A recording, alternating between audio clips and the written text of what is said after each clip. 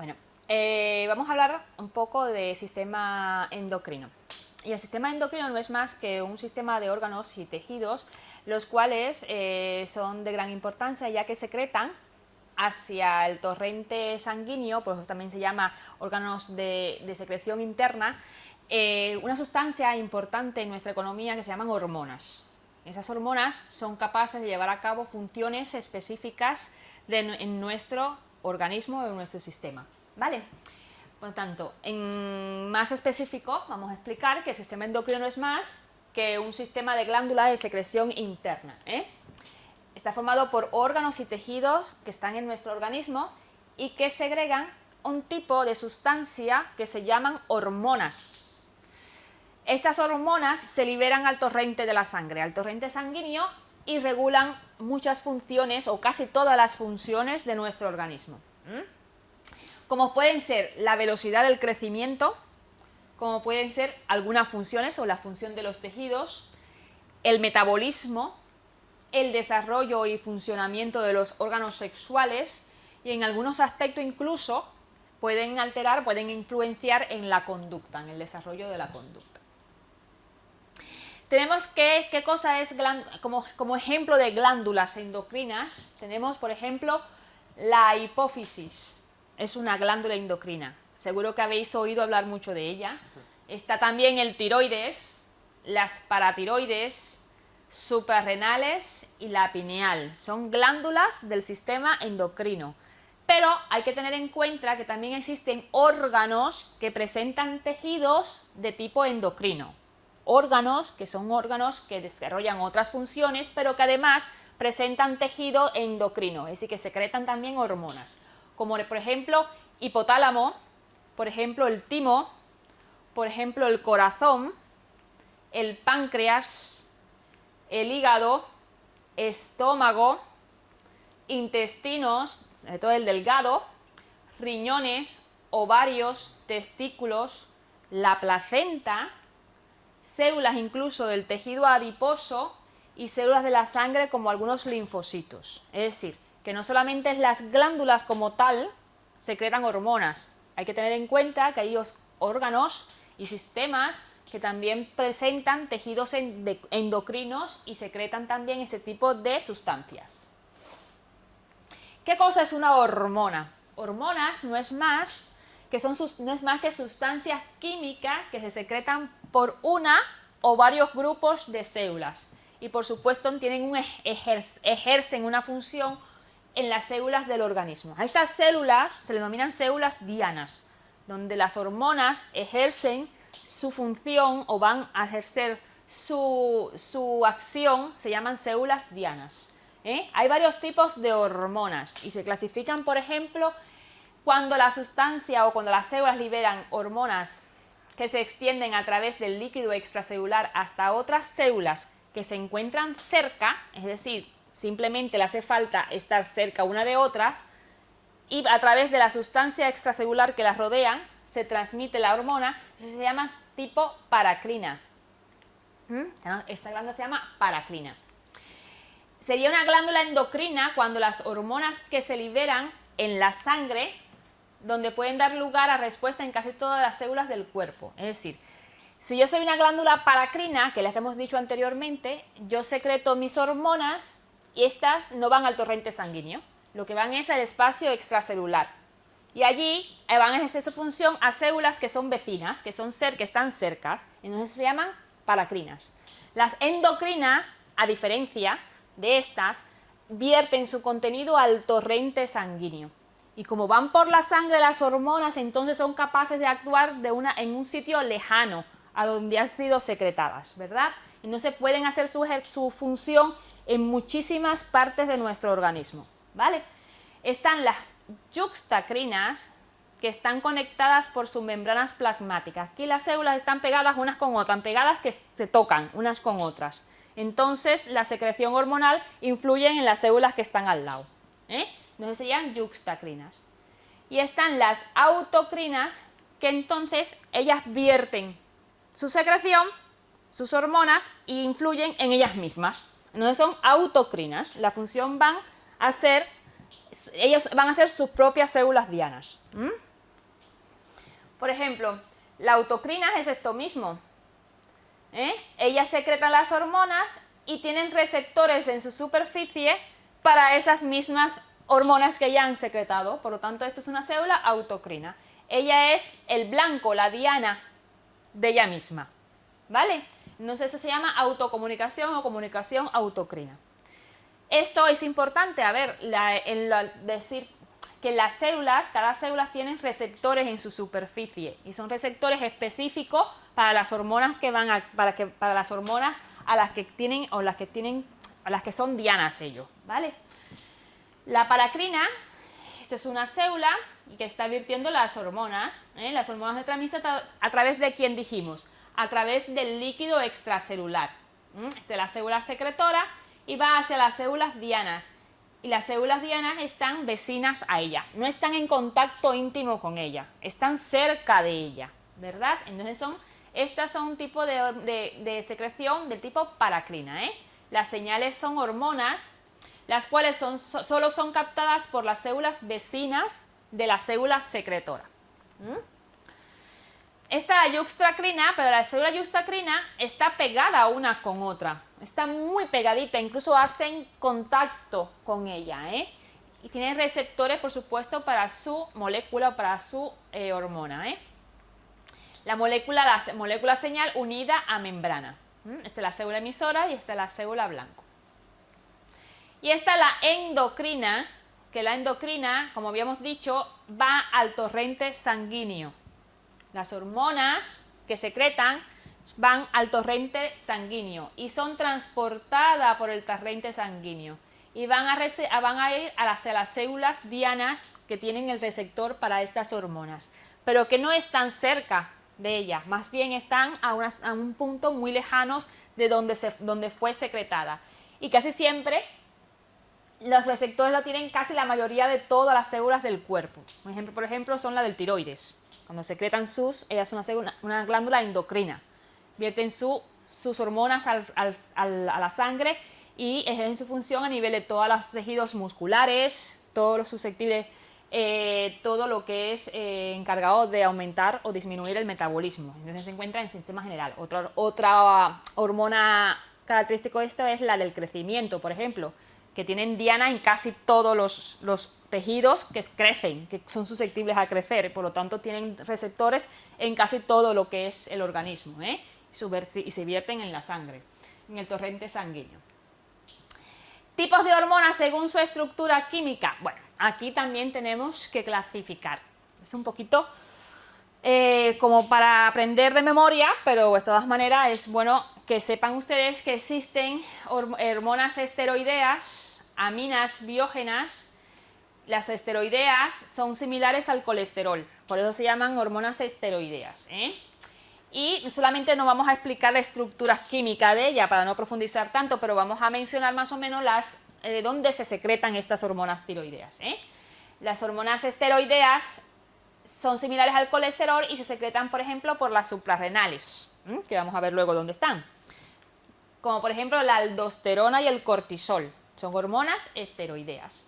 Los ovarios, los estrógenos y las progesteronas son hormonas esteroideas. Los testículos, la testosterona, que se secretan en el testículo o en los testículos, también son hormonas de este tipo, esteroideas. ¿Vale? Aminas biógenas. Son muy simples, son hormonas de una molécula muy simple y son secretadas, por ejemplo, en la tiroides, son secretas de tipo de hormonas, que son la triiodotironina y la tiroxina, es decir, la T3 y la T4. Triiodotironina, tri de 3, triiodotironina y tiroxina, T4. La suprarrenal también, además de aldosterona y cortisol, secreta adrenalina y noradrenalina y son aminas biógenas. La pineal secreta melatonina. Luego vamos a ver un esquema para ver dónde se encuentran estas glándulas, que a veces nos acordamos dónde están estas glándulas, que a lo mejor no. La glándula pineal secreta melatonina y la melatonina es muy importante para conciliar el sueño. Esto es lo que falla en las personas mayores muchas veces, que no pueden conciliar el sueño. Y los mastocitos, que son células de la estirpe blanca de la sangre, y las plaquetas secretan serotonina, que son también aminas biógenas, que son un tipo de hormonas. Otro tipo son las proteicas. Son las proteicas o péptidos. Son glicoproteínas. ¿Y se secretan por quién? Por la adenohipófisis. La adenohipófisis, que es la parte anterior de la hipófisis. Y ahí tenemos muchas, algunas. Tirotropina, que es la que estimula el tiroides. Las corticotropinas, la de las suprarrenales. Las gonadotropinas, que son las que estimulan las gónadas. Está también la hormona del crecimiento, que es secretada por la adenohipófisis, nada más, que no va a ningún sitio. Y está la prolactina, que también es secretada por la adenohipófisis. Está la neurohipófisis, que vamos a ver otra vez un esquema de esto, que es la parte posterior de la hipófisis. La parte anterior es la adeno, la parte posterior es la neurohipófisis. Y ahí secretan dos hormonas muy importantes que son propéptidos. Y las hormonas importantes que ejercen una función importantísima en nuestra economía es la antidiurética, la ADH, la hormona antidiurética. Y también otra hormona que es importante sobre todo durante el parto, aunque también participa en otras funciones, que es la oxitocina. También el tiroides es otra glándula que produce hormonas que también que son proteicas, además de ser aminas, también son proteicas. Como tenemos la calcitonina, es otra hormona que el tiroides a veces nos encasillamos que solamente producen hormonas tiroideas. Pues otras hormonas tiroideas, no solamente la tiroxina y la triiodotironina, también está la calcitonina que participa en la regulación del calcio. La paratiroides, que secreta la hormona, la paratormona. Y en el sistema digestivo tenemos algunas proteínas, como son la gastrina, la secretina y otras, que intervienen en lo que es en la digestión, ¿verdad? En la digestión de los alimentos. Y para terminar tenemos los eicosanoides, que son otros tipos de hormonas, y se las pongo porque la tenéis en el libro de texto, que derivan del ácido araquidónico.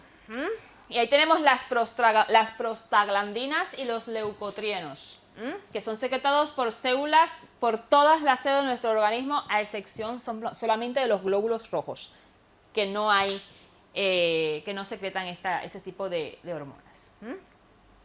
Sistema endocrino, sistema nervioso. Está muy concatenado el sistema endocrino con el sistema nervioso. Guardan muchísima relación, siendo muy dependientes el uno del otro. Ambos coordinan y regulan las actividades de todo nuestro cuerpo. Hay una ciencia que estudia esta, se llama el sistema neuroendocrino, que es el sistema que intenta estudiar la relación específica que hay entre el sistema nervioso con el sistema endocrino. ¿Diferencias entre ambos sistemas? Bueno, que el sistema nervioso, lo único es que el sistema nervioso es muy rápido, actúa de manera muy rápida. Sin embargo, el sistema endocrino puede ser que sea rápido, pero no es tan rápido como el sistema nervioso. A veces dura incluso meses y años, muchas veces, ¿verdad? El crecimiento no puede crecer uno de un día para otro, es una acción prolongada de las hormonas. Entonces, claro, el sistema nervioso actúa inmediatamente, produciendo respuestas instantáneas, milésimas de segundos, que se propagan ¿por dónde? Por los nervios. El endocrino actúa más lentamente, aunque de forma continua. El sistema nervioso es ante estímulos, pero el sistema endocrino es una forma lenta pero continua. Controla el sistema endocrino los cambios lentos, como el crecimiento, como estaba diciendo anteriormente, corporal, el desarrollo de los caracteres sexuales que van poco a poco apareciendo. También puede intervenir en respuestas muy rápidas, por ejemplo, cuando libera adrenalina. Con la liberación de adrenalina lo hace el sistema endocrino y entonces es una respuesta rápida ante un estímulo, ¿verdad?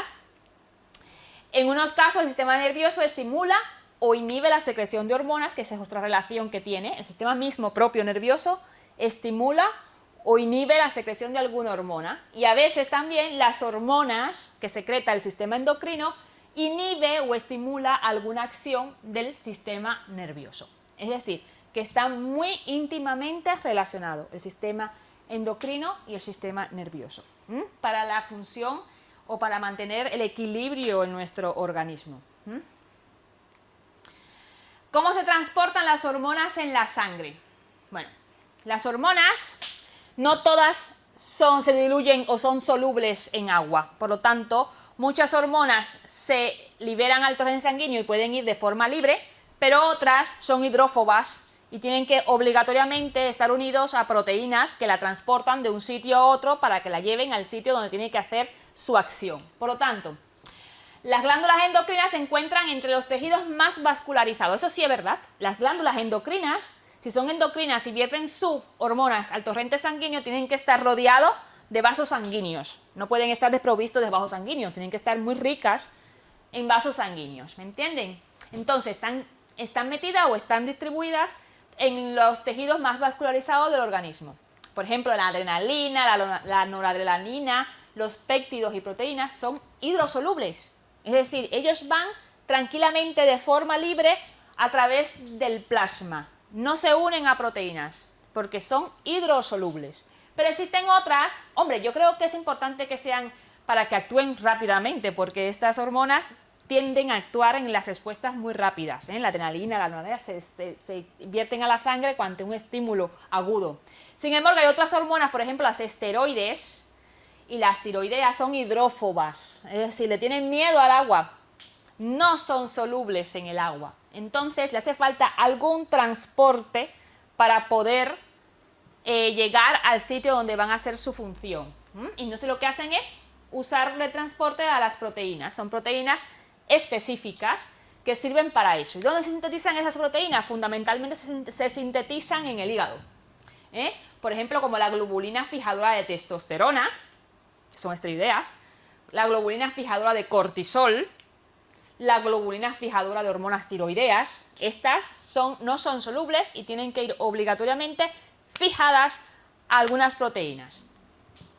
¿Tiene beneficio esto? Por supuesto, también tiene beneficio ir pegadas a un autobús que te lleve, por supuesto. Por ejemplo, las proteínas mejoran la transportabilidad de estas hormonas.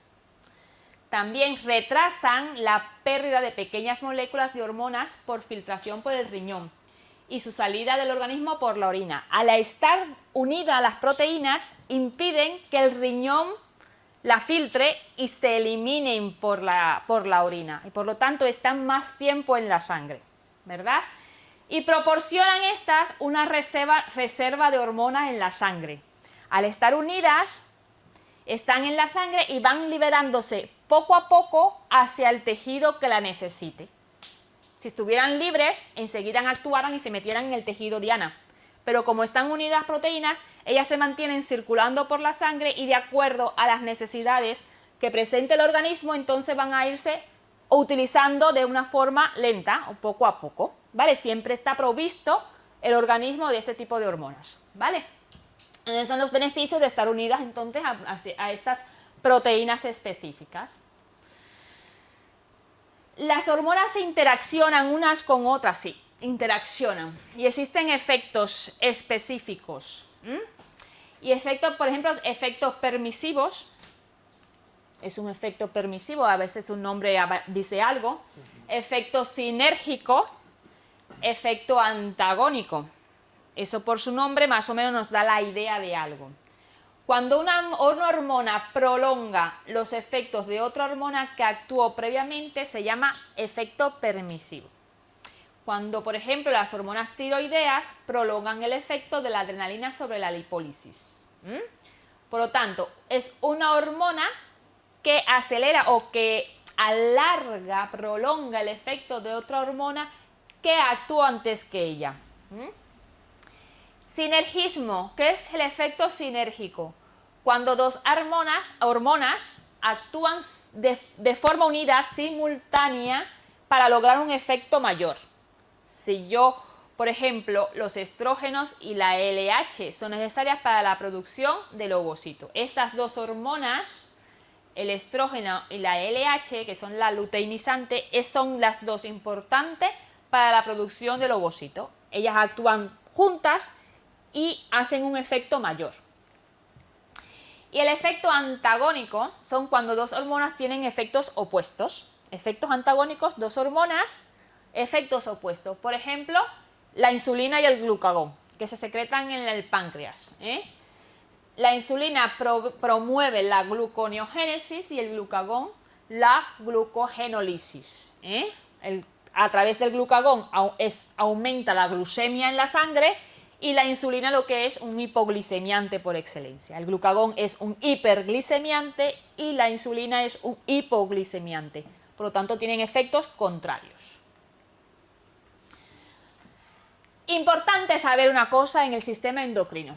Para estudiar el sistema endocrino hay que tener en cuenta que para mejorar o para mantener un equilibrio de nuestro organismo tiene que frenar muchas veces las acciones del sistema endocrino. Esto se lleva a cabo a través de una retroalimentación negativa. Son los sistemas de retroalimentación.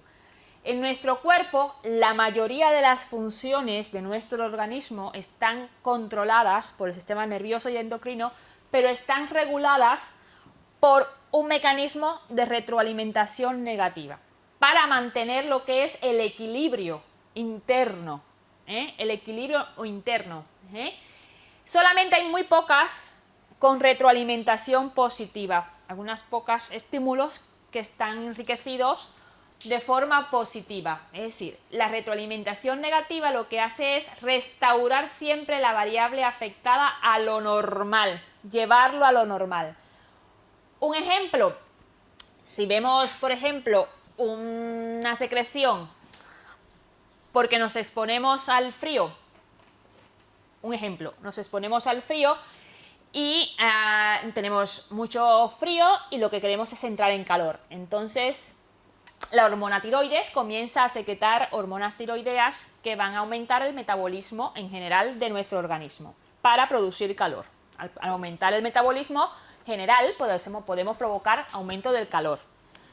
Cuando ya esto se ha producido, tenemos que controlarlo, porque si las hormonas tiroideas se encuentran ilimitadamente aumentadas en sangre, entonces lo que podemos es llevarnos a la enfermedad, a un hipertiroidismo, ¿verdad? Entonces hace falta que con un mecanismo de retroalimentación negativa, que en este caso podría ser el mismo aumento de hormonas tiroideas en sangre, hacen que se inhiba el sistema nervioso para frenar la producción de hormonas tiroideas o disminuir la producción de hormonas tiroideas. Eso se llama mecanismo de retroalimentación negativa, con el objetivo de mantener un equilibrio compensatorio dentro de nuestro organismo. He puesto este ejemplo, pero para esto es la mayoría de todo lo que sucede dentro de nuestro organismo. Un ejemplo de retroalimentación positiva, por ejemplo, aquí sé que sería la perturbación inicial, se intensificaría si yo tuviera en este ejemplo que he puesto una retroalimentación positiva, lo que hiciera era que se siguiera aumentando las hormonas tiroideas en sangre sin ningún control y entonces provocaríamos la enfermedad y la muerte al final, ¿verdad? Si no tenemos algo que no nos frene. Pues eso es el mecanismo de retroalimentación positiva. Intensifica la entrada, crea inestabilidad, círculos viciosos y al final la muerte. ¿Sí que existe retroalimentación positiva en nuestro organismo? Sí. Por ejemplo, en el parto, por ejemplo. El parto, la secreción de oxitocina, cada vez va increciendo para lograr la expulsión del feto. Entonces es un mecanismo que aumenta cada vez más hasta que se logra la expulsión del feto. Pero es porque su finalidad es la expulsión del feto. Por eso no se frena. No se existe, como ejemplo, la retroalimentación positiva, lo que es la secreción de oxitocina durante el trabajo de parto. Pero lo fundamental para saber es esto, que la regulación hormonal está dada por un sistema de retroalimentación y que la retroalimentación negativa es lo que perdura o lo que influye más en nuestro equilibrio interno, para establecer la homeostasia o el equilibrio de nuestro organismo, porque restaura la variable afectada. En este caso yo mencioné lo que es el frío, pero bueno, puede ser una hipertensión, por ejemplo, arterial, o otro tipo de situación. la restaura a lo normal y establece o restablece la homeostasia del medio interno. Al contrario de la retroalimentación positiva. Bueno, vamos a hacer mención a algunas hormonas, algunas glándulas importantes que ustedes conocen. Y vamos a empezar por hablando del páncreas un poquito. Que ustedes ya creo que deben saber algo si estudiáis el sistema digestivo. Pues vamos a hablar, la parte digestiva la vamos a obviar, que es la parte excretora, que es la que interviene en la digestión, y vamos a hablar del páncreas, lo que es el páncreas endocrino. Y el páncreas endocrino está formado por unos tejidos que se llama islote de Langerhans. Son los islotes que a su vez están formados por distintas células. Células alfa, que secretan una sustancia hormonal que se llama glucagón. Células beta, que son las responsables de secretar insulina. Células delta, que son las que secretan somatostatina. Hay células G que secretan gastrina, células F péptido-pancreáticos. Pero bueno, las más importantes, todas son importantes, pero las de más relevancia clínica tenemos lo que es el glucagón y la insulina. La insulina actúa rápidamente y su actuación es muy breve en el organismo, de 6 minutos nada más, 5-6 minutos, después que ingerimos algún alimento. Es estimulada la secreción de insulina. Tiene efectos sobre el metabolismo. Y vamos a ver el efecto de las proteínas. ¿Qué hace la insulina con las proteínas? Pues incrementa la síntesis de proteína y disminuye la destrucción de las proteínas. Es decir, ella favorece la formación de proteínas. Efecto sobre la proteína, la insulina lo que hace es incrementar la síntesis proteica y disminuye el catabolismo proteico. Catabolismo significa destrucción, ¿vale? Efectos sobre los lípidos o sobre las grasas. Ellas lo que hacen es aumentar la lipogénesis. Por eso cuando consumimos demasiado carbohidratos o azúcares, los que nos sobra, la insulina lo que hace es almacenarla en tejido graso. Y allí las esperarán para cuando nuestro organismo la necesite por alguna situación. Pero lo que hace también es aumentar la síntesis o favorecer la síntesis de grasa. Lo que es la lipogénesis. La lipogénesis es eso, síntesis de grasa. Aumenta los depósitos de ¿qué? De triglicéridos en el tejido adiposo. Y disminuye, por supuesto, la lipólisis. Lipólisis significa destrucción del tejido, por lo tanto, o degradación del tejido adiposo. Por lo tanto, ello lo que hace es favorecer la lipogénesis y disminuir la lipólisis. Y los efectos sobre los hidratos de carbono, esta es una hormona hipoglicemiante. Es la hormona o la única hormona en el organismo que tiene este efecto hipoglicemiante. Por lo tanto, cuando hay un problema con esta hormona, irremediablemente aparece la enfermedad de la diabetes que todos hemos escuchado alguna vez. Por lo tanto, efecto hipoglicemiante. Es decir, ella ¿cómo hace esto? Facilita la entrada de la glucosa a las células. Ella coge las glucosas que están en la sangre y las coge a todas y las mete dentro de las células. ¿Y qué hace también? La transforma en glucógeno. Ella coge la glucosa y por un mecanismo o por unas transformaciones metabólicas la convierte en glucógeno. Entonces se lleva a cabo ¿dónde? En el hígado sobre todo. En el hígado sobre todo, también en los músculos, pero también en el hígado. Lo más fundamental es en el hígado. Es decir, favorece la glucogénesis, disminuye la glucogenólisis y la gluconeogénesis. La gluconeogénesis no es más que la formación de nueva glucosa a partir de nuestro organismo. Esa es la gluconeogénesis. Ella la disminuye porque ella es hipoglicemiante, entonces no hace falta glucosa en la sangre. Por lo tanto, ella disminuye la gluconeogénesis.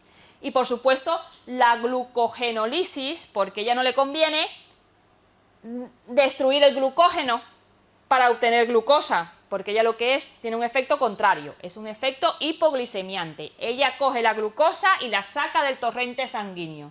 Por lo tanto, favorece la captación esta por los tejidos de glucosa, además favorece la glucogénesis, es decir, la formación de glucógeno. Pasa que los nombres son un poquito raros. La glucogénesis, génesis de formación, ella forma, la convierte en glucógeno, pero disminuye la destrucción del glucógeno. Si lo forma no lo puede destruir, por lo tanto la glucogenólisis la disminuye, y la gluconeogénesis, que es la formación de nueva glucosa, también la disminuye. Glucagón, hemos hablado de que tienen efectos contrarios. Si la insulina era hipoglicemiante por excelencia, pues el glucagón es hiperglicemiante. Este hace todo lo contrario de la insulina. Por lo tanto, lo que hace es elevar el nivel de glucosa en la sangre. Cuando no desayunamos, cuando no comemos y estamos bajos de glucosa, pues este es el que tiene o que toma el poder en ese momento en nuestro metabolismo. También tiene una vida media de 6 minutos, poco, y el principal órgano diana es el hígado, porque hemos dicho que allí es donde está lo que es las reservas, ¿verdad? En el hígado es el principal órgano diana. En las proteínas, ¿qué hace? Aumentar la gluconeogénesis captados por el hígado, por lo que aumenta la glucosa en el plasma. ¿Qué hace el glucógeno? El glucógeno, ¿qué hace? Hace nueva glucosa, estimula la gluconeogénesis y hace glucosas. Efecto sobre las grasas, aumenta la lipólisis. Si yo no tengo glucosa en la sangre, pues yo tengo que sacar de algún sitio la energía. ¿Y de dónde la voy a sacar? Del tejido graso. Y por lo tanto, lo que favorezco es que se destruya el tejido graso. Entonces aumento la lipólisis. ¿Y qué hace? Moviliza los ácidos grasos y el glicerol a partir del tejido adiposo, que son fuentes de energía. Y en los hidratos de carbono aumenta la glucogenólisis. Coge el glucógeno, el glucagón coge el glucógeno y lo transforma en glucosa. Y también inhibe la síntesis de glucógeno, es decir, no sintetizo glucógeno porque me hace falta glucosa. Por lo tanto, lo que hago es aumentar la destrucción de glucógeno. No formo glucógeno, lo que hago es destruyo en el sentir que lo convierto en glucosa, lo transformo en glucosa al glucógeno, por lo que aumento la glucosa en la sangre. Bueno, un esquema pequeñito de insulina, glucagón, páncreas, hígado, que son los dos órganos fundamentales que estamos hablando. Y por ejemplo, glucosa alta en sangre, decimos aquí. Hay glucosa alta en sangre y por lo tanto, ¿cuál es la hormona hipoglicemiante por excelencia? La insulina, ¿verdad? Si hay glucosa alta en sangre porque hemos tenido una comilona, pues se secreta insulina y la insulina empieza a aumentar en sangre, más o menos. Acuérdense que tiene una actividad rápida. ¿Y qué hace? Lo que hace es convertir la glucosa en glucógeno. Sobre todo, ella lo que hace es, en los tejidos que capten la glucosa, meto la glucosa en los tejidos que hacen falta y entonces, sobre todo en el hígado, lo que hago es que transformo esa glucosa, la transformo en glucógeno, ¿verdad? Y con eso lo que hace es que baja la glucosa en la sangre. Provoca la bajada de la glucosa en la sangre. La glucosa baja en sangre, si es el estímulo, si baja mucho la glucosa en sangre, es decir, no comemos durante todo el día, baja mucho la glucosa en sangre. Y entonces el páncreas recibe esa señal, que ha bajado mucho la glucosa en sangre. ¿Y qué secreta entonces? El glucagón. ¿Y el glucagón qué es lo que es? La hormona hiperglicemiante. Él lo que hace es favorecer que aumente la glucosa en sangre y hace la cosa al revés de lo que hizo la insulina. Entonces viene el glucagón y lo que hace es transformar entonces el glucógeno en glucosa y la libera a la sangre. Y lo que hace es entonces que sube la glucosa en la sangre y así sucesivamente. Esto es un mecanismo de retroalimentación negativa. Si esto no funcionara, entonces, si hubiera un refuerzo positivo, pues entonces caeríamos en la enfermedad. Si yo tuviera una hiperglucemia y estuviera el glucagón continuamente actuando y no hubiera nada que me lo frene, pues entonces caeríamos en una hipoglucemia, una hiperglucemia severa. Y entonces, y al contrario lo mismo, si la insulina no hubiera nada que la frenara, pues estuviéramos siempre con una hipoglucemia y estuviéramos enfermos también, ¿verdad? Incluso podríamos llegar hasta fallecer, morir, si no se... Pues eso es un ejemplo también de un mecanismo de retroalimentación negativa.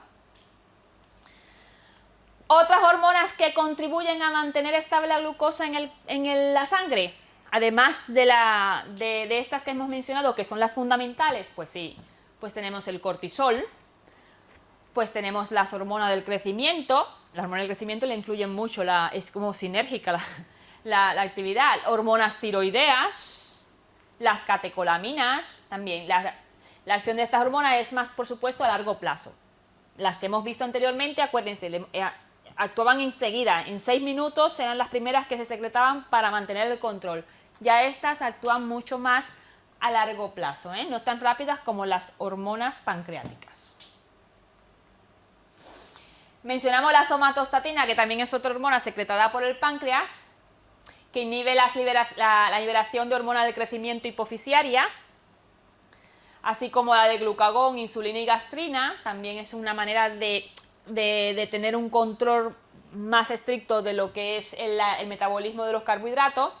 Se produce también en la célula del páncreas, no solamente ahí, porque también el estómago y el intestino y algunas del sistema nervioso central también secretan este tipo de hormonas. Hipófisis, vamos a hablar un poquito de hipófisis. La hipófisis es una pequeñita glándula que tenemos aquí en el cerebro. Se encuentra en lo que se llama silla turca. En la silla turca, y la silla turca es una protrusión que aparece en el hueso, en el esfenoides, que está unida al hipotálamo por un tallo o infundíbulo, que también se llama. Unido al hipotálamo. Pues aquí la tenemos.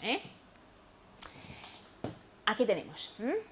Tenemos el hipotálamo, tenemos aquí lo que es la hipófisis. Por aquí atrás tenemos algo también que no se ve muy bien, pero por aquí atrás tenemos la glándula pineal.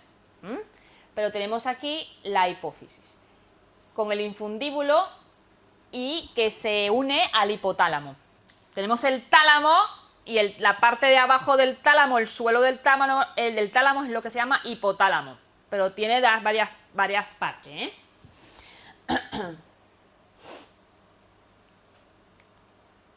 Aquí la vemos más cerca. Esta es la hipófisis, como hemos dicho. Tenemos que está unida por el infundíbulo al hipotálamo. Si la vemos más cerca, este es el infundíbulo, el hipotálamo. Y tenemos una glándula que, como veis, está dividida a la mitad.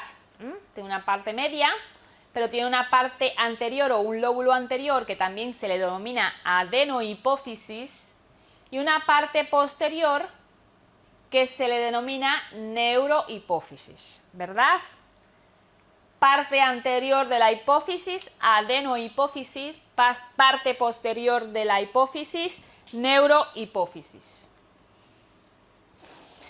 Y el hipotálamo, que es una estructura nerviosa que se sitúa en la base del encéfalo, por debajo de los tálamos, de los dos tálamos. Y tiene un conjunto de neuronas, que forman muchos núcleos neuronales. Es el centro de receptor de miles o de muchísimas señales. Por ejemplo, emocionales, dolorosas, estresantes, que causan cambios en la actividad del tálamo, del hipotálamo. También controla una parte del sistema autonómico. Por lo tanto, lo que es el hambre, la sed, la temperatura, la conducta sexual, las reacciones defensivas como el miedo y la rabia también son regulados por la estructura por el hipotálamo. Fíjense si es importante esta estructura nerviosa, del sistema nervioso.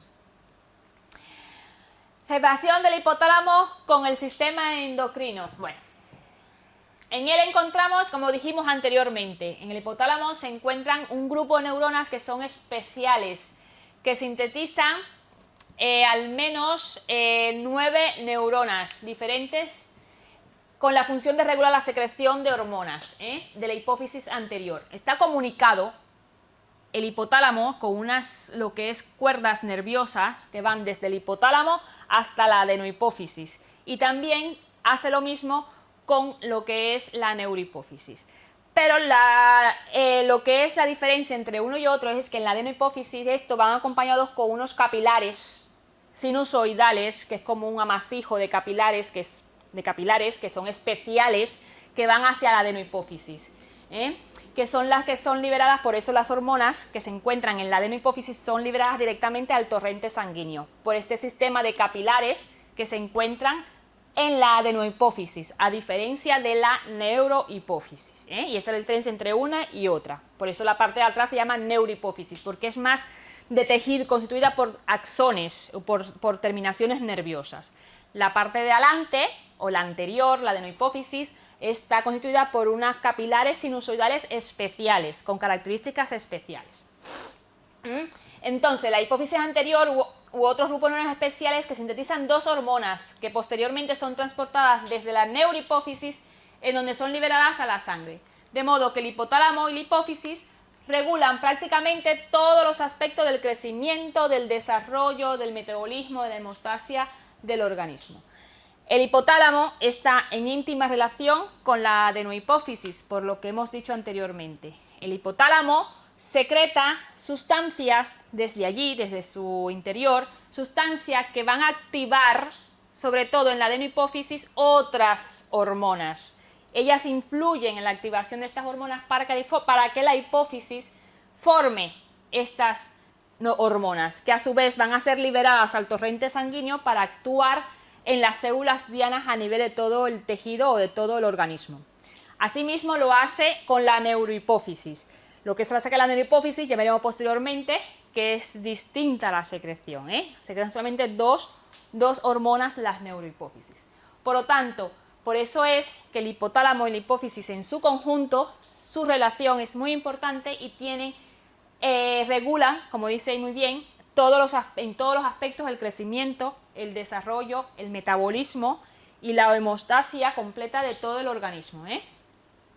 El hipotálamo, la hipófisis y sus tejidos dianas forman entre ellos todos una unidad funcional compleja, que para explicarla tendremos también que abarcar otra conferencia además de esta. Pues esto es más o menos lo que le hemos dicho ahora.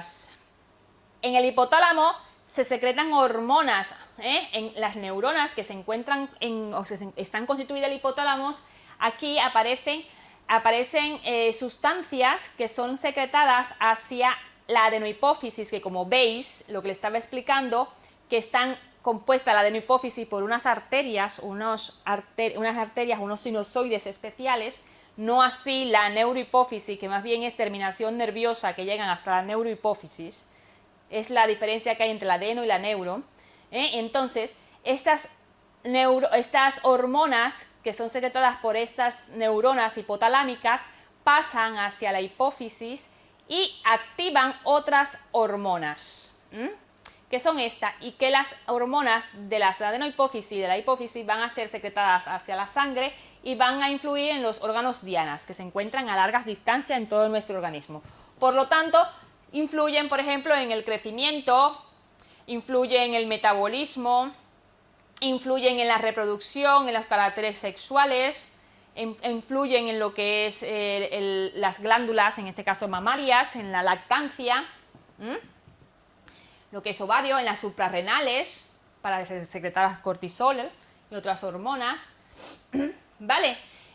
Entonces, cada tipo de hormona adenohipofisiaria, es decir, cada tipo de hormona que se secretan en la adenohipófisis, su correspondiente hormona hipotalámica de liberación y algunas tienen también la correspondiente hormona hipotalámica de inhibición, ¿vale?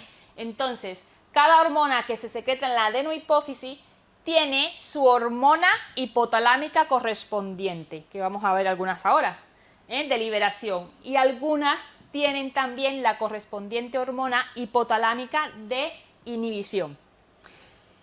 Un ejemplo, por ejemplo, es la TRH, se secreta en el hipotálamo y hace que en la adenohipófisis esa solamente estimula la formación de hormonas estimulantes del tiroides. La TSH por la adenohipófisis, que es la que va a ir entonces al torrente sanguíneo y va a estimular al tiroides para que secrete hormonas tiroideas. Un ejemplo, ¿verdad?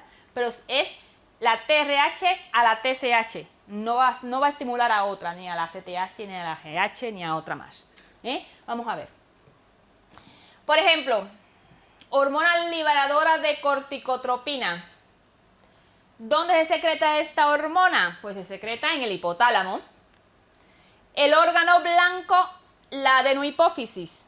Del hipotálamo va hacia la parte anterior de la hipófisis.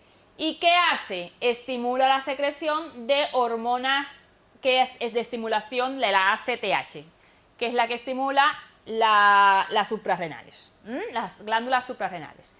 A esta hormona que se secreta en el hipotálamo, que su órgano diana es la adenohipófisis, es específica para estimular este tipo de hormona, la ACTH, no otra. Ella secreta ACTH. Otro ejemplo, la hormona liberadora de gonadotropinas, su nombre lo indica, es de las gónadas, ¿verdad? De que estimulan la función de las gónadas. Esta hormona se secreta por el hipotálamo. Hormona liberadora de gonadotropinas. Su órgano blanco, su órgano diana, ¿cuál va a ser? La adenohipófisis, la parte anterior de la hipófisis. ¿Y qué va a estimular? Estimula la secreción de LH y FSH, que son hormonas específicas que van a estimular las gónadas. No va a estimular esta de las suprarrenales, no. Va a estimular específicamente a las hormonas que estimulan las gónadas. Hormona de la prolactina, inhibidora de la prolactina. ¿Dónde se secreta? Se secreta en el hipotálamo. ¿Y dónde va a ser su órgano diana? En la adenohipófisis. ¿Y qué va a hacer ella? Inhibir la secreción de prolactina por la adenohipófisis. Ella, porque es la hormona inhibidora de la prolactina y se secreta en el hipotálamo. Y su acción es enzima o inhibir la secreción de esta hormona de prolactina. Vamos a acusar hormona liberadora de tirotropina, la TRH. ¿Dónde se secreta? En el hipotálamo. ¿Cuál es su órgano diana? La adenohipófisis. ¿Y qué va a estimular ahí en la adenohipófisis? La secreción de hormona estimulante del tiroides. No otra hormona, esa hormona. Esta, hormona liberadora del crecimiento. ¿A dónde va? Viene del hipotálamo, se forma en el hipotálamo.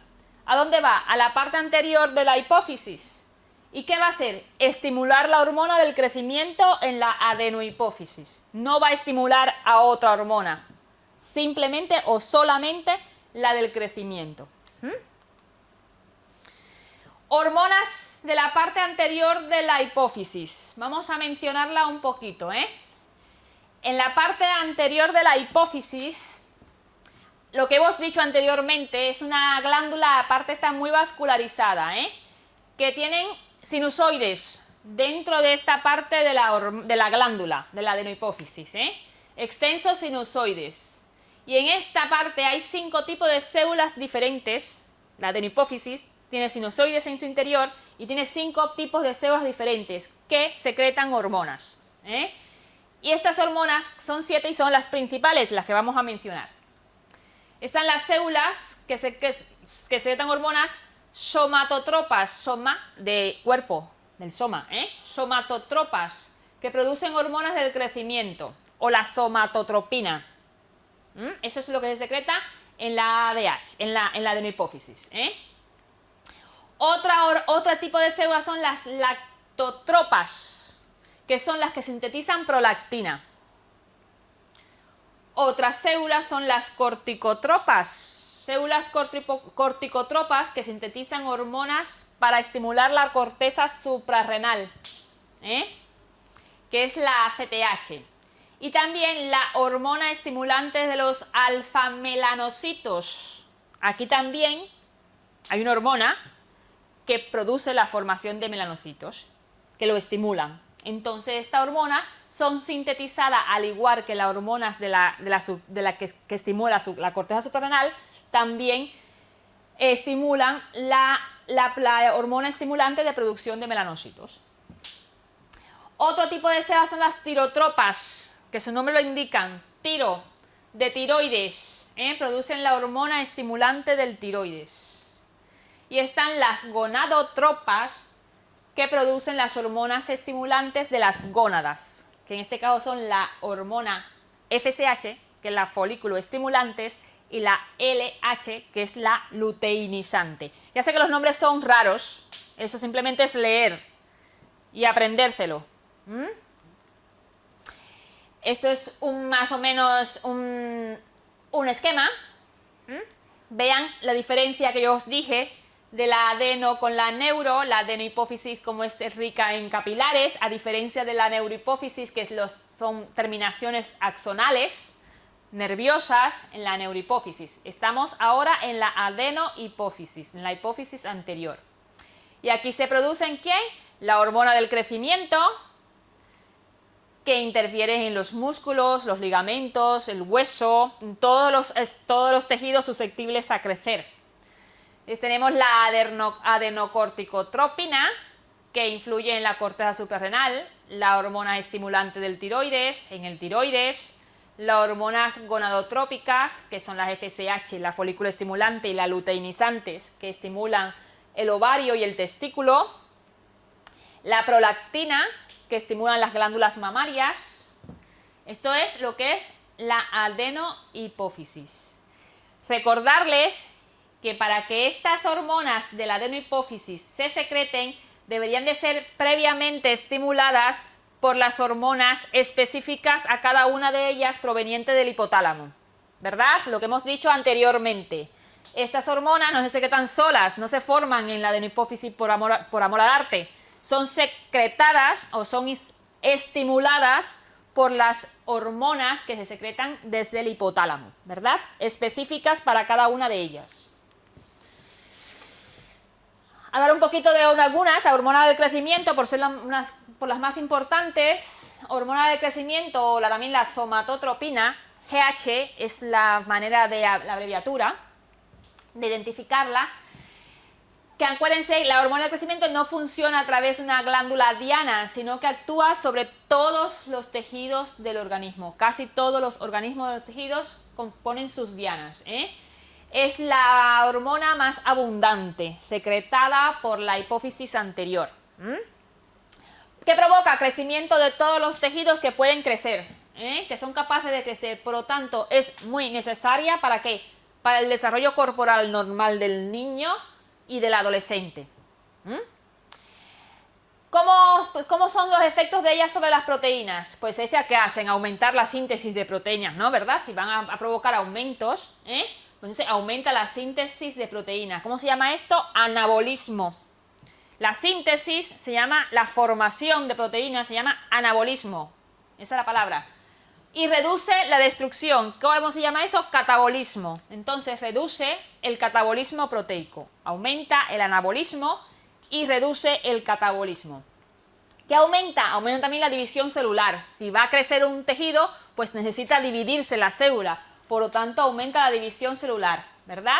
Por lo que se incrementa el crecimiento de los tejidos, por ejemplo, el esqueleto, los músculos, durante la niñez y la adolescencia.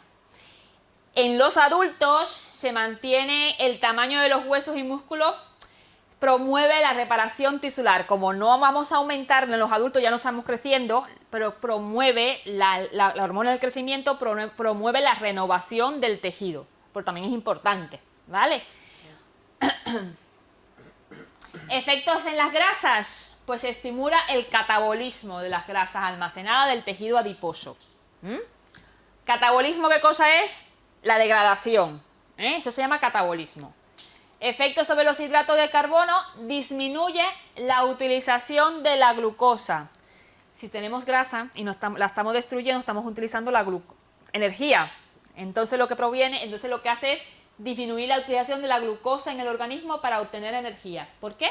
Porque también disminuye la captación de glucosa por las células, principalmente la del músculo esquelético y de los adipocitos. Acelera la glucogenólisis, produce hiperglicemia, por lo tanto la hormona del crecimiento es una hormona hiperglicemiante, por lo tanto es sinérgica con el glucagón. Por eso se dice que la GH tiene un efecto antiinsulina, antiinsulínico, tiene un efecto diabetogénico, provoca hiperglucemia. Bueno, esto es un esquema general, que no hace falta, que está un poquito pequeño, pero bueno, lo que hemos dicho anteriormente. Aumenta la glucosa del plasma, por lo tanto es hiperglicemiante.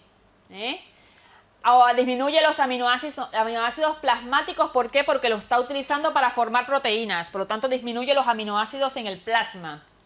Aumenta la urea plasmática. Los condrocitos aumenta la captación de glucosa, aumenta la síntesis proteica, por supuesto la síntesis de ADN, aumenta el condroitín sulfato, aumenta el tamaño y el número de las células. Por lo tanto, aumenta el crecimiento lineal del cuerpo. En el músculo disminuye la captación de glucosa, por lo tanto, captación de aminoácidos la aumenta y la síntesis de proteína aumenta la síntesis de proteína. Por lo tanto, aumenta la masa magra corporal, sin grasa. Se está utilizando el tejido adiposo, disminuye el tejido adiposo. Disminuye la captación de glucosa y aumenta la lipólisis.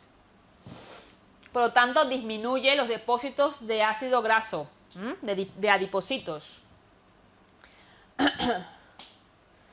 Aumenta la síntesis proteica de ADN, el tamaño y el número celular, como hemos dicho anteriormente, el tamaño y la función de los órganos del cuerpo.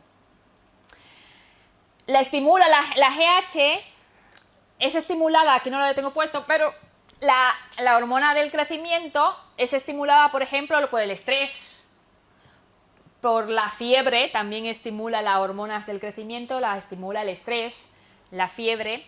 Puede estimularla también los traumatismos, cuando nos damos un golpe, un trauma importante, que provocan aceleración de la renovación tisular y tenemos que reparar esos tejidos, ¿verdad? Por lo tanto, en estas condiciones también aumenta la intensidad de las hormonas tiroideas.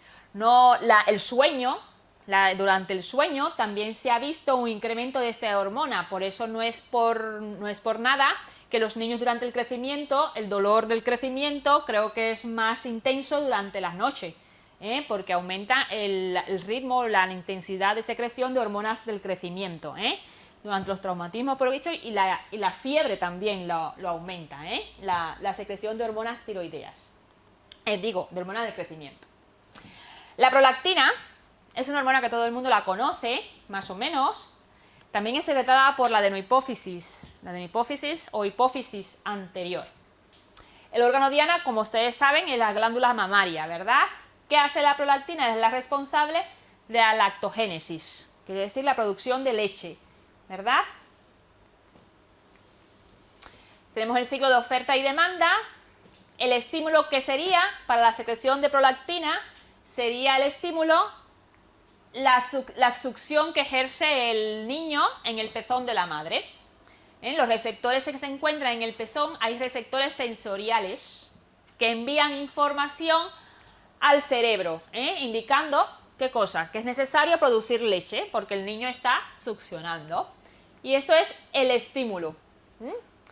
Luego, lo que hace el cerebro es en el hipotálamo estimular el estímulo o estimular la formación de hormonas que actuarán en la hipófisis para la secreción de prolactina y también no solamente de prolactina, sino también de oxitocina, ¿vale? Que viajan por el torrente sanguíneo, ¿hasta dónde? Hasta las glándulas mamarias, hasta las células mamarias, que son las células dianas.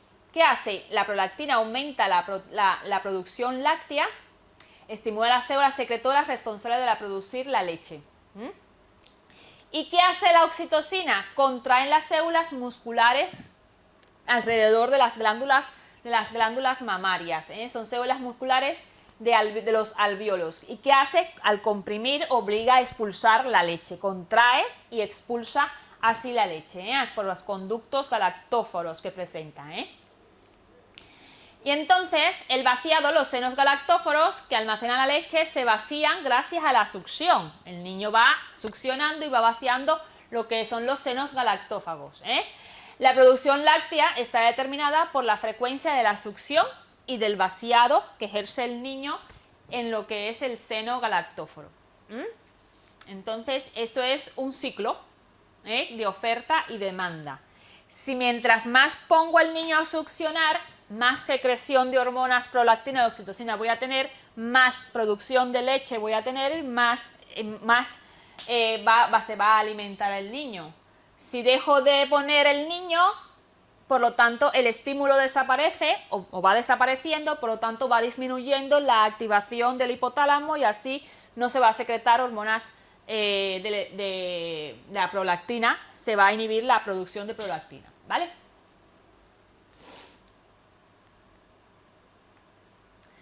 La hipófisis posterior o neurohipófisis secretan a la neurohipófisis son las hormonas que se sintetizan aquí dentro de los cuerpos celulares de las neuronas, son neuronas especializadas que se encuentran en el hipotálamo, que luego las transportan a lo largo de sus axones hasta la neurohipófisis. Yo os dije que se diferenciaba, la neurohipófisis era muy vascularizada, con sinusoides que tenía en su interior. Aquí no hay esa cantidad de sinusoides en el interior, simplemente son largos, son axones que transmiten las hormonas. La neurohipófisis almacena y libera hormonas, pero no las sintetiza. Esa es otra diferencia. La neurohipófisis almacena y libera hormonas, pero no las sintetiza. Estas hormonas, ¿qué son? La ADH, que es la antidiurética, la vasopresina, y la oxitocina. Son las dos hormonas que secretan la neurohipófisis. Oxitocina, bueno, un efecto estimulante potente sobre el útero grávido, ¿verdad? En especial al final de la gestación. La oxitocina siempre está actuando durante la gestación, pero va aumentando cada vez más su nivel hasta que llega al final de la gestación, ¿verdad? Estimula las contracciones del útero. Tiene una función también, como hemos dicho anteriormente, una función importante en lo que es la lactancia también, porque provoca contracción de las células que rodean los alvéolos que están en los conductos de las glándulas mamarias, los conductos galactófaros. El mecanismo que regula la secreción de oxitocina es un sistema de retroalimentación positiva. Es muy raro esto, pero es lo que hay, es uno de los pocos. Una retroalimentación positiva para lograr que se produzca lo que es el parto y el aumento, por supuesto, de la secreción o de la secreción de la leche. La otra hormona importante sería entonces la vasopresina o hormona antidiurética. Las abreviaturas son la ADH, hormona antidiurética. Donde se produce en el hipotálamo y es secretada por la neurohipófisis. Su principal acción fisiológica de esta hormona, como su nombre lo indica, es un efecto antidiurético, es decir, que ella evita la salida del líquido a través del riñón, del agua a través del riñón. En este caso, el riñón es el órgano diana de esta hormona. El riñón es su órgano diana y que provoca que el agua se reabsorba y pase a la sangre y sea, por tanto, conservada en el organismo, en el interior del organismo. Como consecuencia de esto, lo que hace es que el flujo de orina disminuye. También se llama vasopresina porque es un potente vasoconstrictor, importante cuando tenemos hemorragia. Cuando tenemos una hemorragia, la vasopresina, que es este tipo de hormona, se activa y provoca un efecto rápido de vasoconstricción para evitar que nos desangremos. o por supuesto durante las deshidrataciones, cuando estamos muy deshidratados, entonces necesitamos controlar la liberación de líquido y por lo tanto ya también es importante en estas situaciones.